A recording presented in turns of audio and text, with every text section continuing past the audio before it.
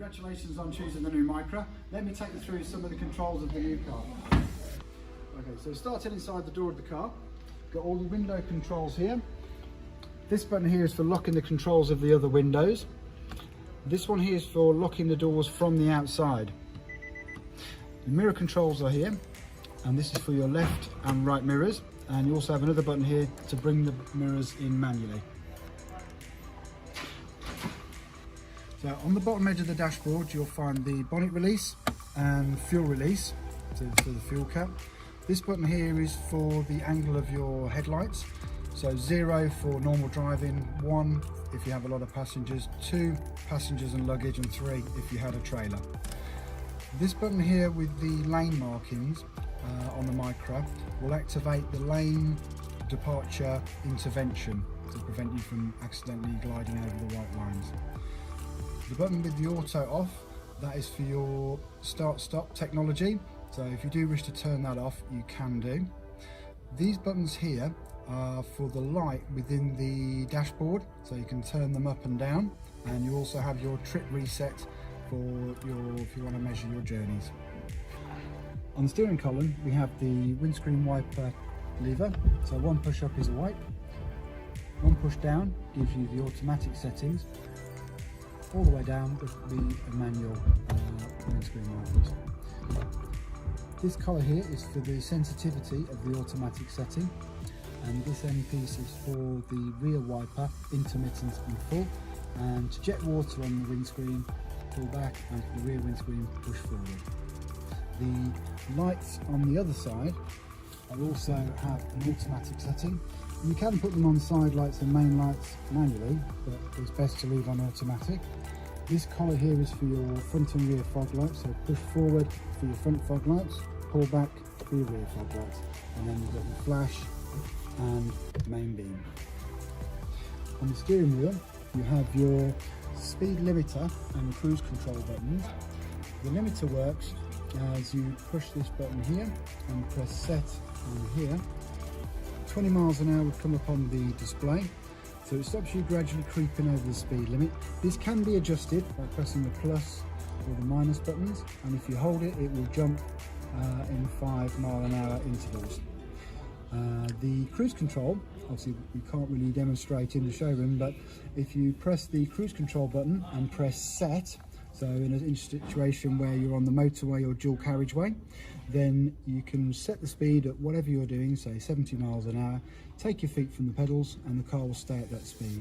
However, if you wish to speed up or slow down, again you press the plus or minus buttons here to speed up or slow down. This one here is for your phone, so you can answer your phone when the Bluetooth is set up in the car. And this one is for the voice activation for the Apple CarPlay and the Android Auto.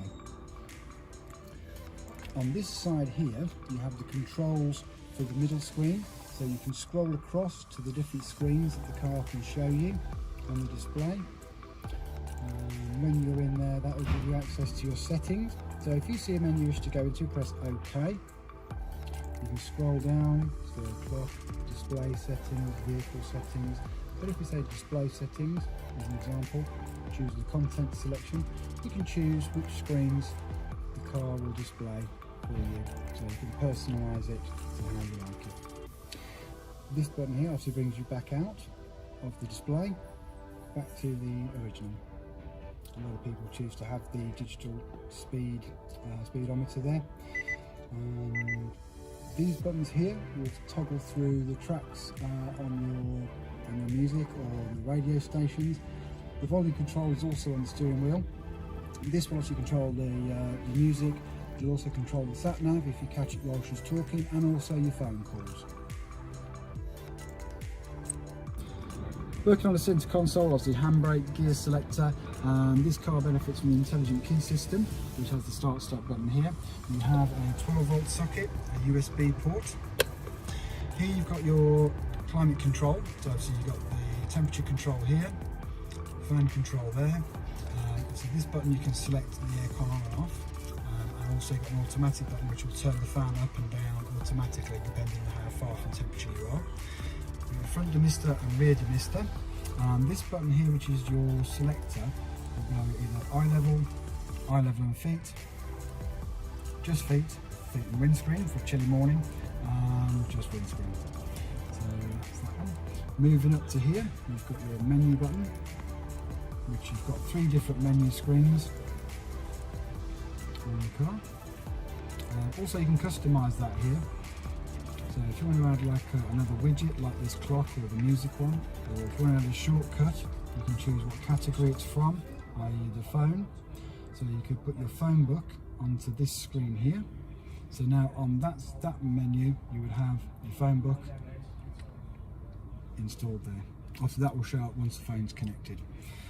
Also you've got the phone selector information button, so traffic information, where you are, GPS, audio, will give you your, in this case, your radio. So you can change the source, whether it be AM, FM, DAB, USB, Bluetooth or auxiliary plug-in.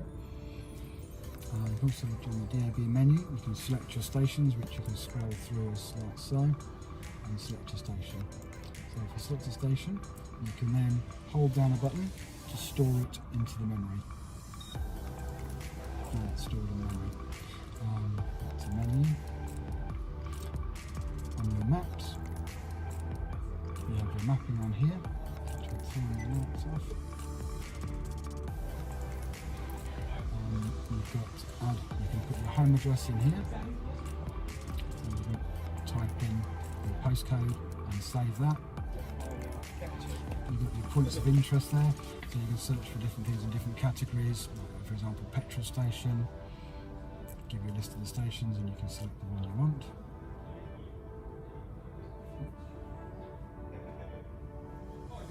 And press start. Back to your menu. Connections. This is how you can pair your phone up. So for example on the Bluetooth, add new device. Go to the settings on your phone, choose Bluetooth, search for your devices and you'll find My Car on there and just select it, and that will pair the phone up to the Bluetooth. You can also add Wi-Fi networks to the car, and also you've got USB connections. The route has been calculated. Drive onto a digitized road. The camera button here, in this model, gives you can go into the settings there for the camera. As you put the car in reverse, it will automatically put the reversing camera on. Hazard warning lights are here, mirror, and also your selectors for turning your lights on and off.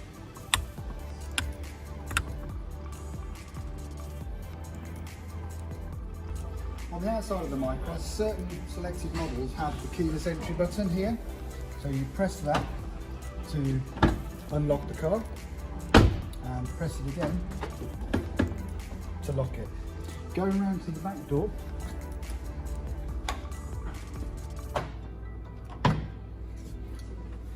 you have the child lock switch here. So downward engages the child lock so they can't activate the door from the inside. But if you don't wish to have it on, you can have it up.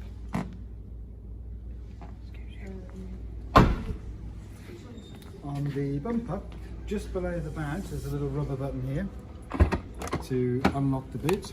So this one is for unlocking. The little round one here is to lock the boot.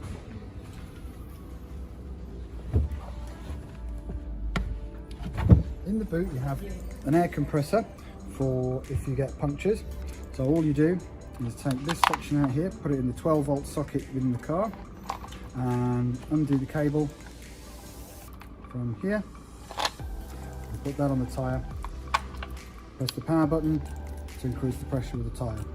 Now if you find that the tyre is going down quicker than you're pumping it up, if you remove the orange cap and place the bottle of fluid on top, then it will spray the fluid inside the tyre, which will cause a temporary seal for your tyre.